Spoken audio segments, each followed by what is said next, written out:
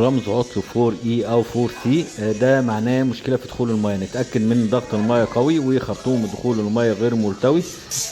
لو تمام يبقى مصفاة دخول المياه محتاجة نفكها وننضفها بشكل كويس، بتتفك بالشكل ده. ونرجع نركبها تاني، المشكلة هتتحل معانا. لو ضغط المية، وطبعا ننضف بالداخل بفرشة أسنان، لأن بيكون في مصفاة داخلية كده، فلتر داخلي لازم ننضفها ونركبها تاني. لو استمر معانا المشكلة كده، مشكلة في صمام الدخول، بس لازم نعمل الحاجات دي الأول ونجرب نشغلها. لو استمرت يبقى صمام دخول المية تالف محتاج تغيير.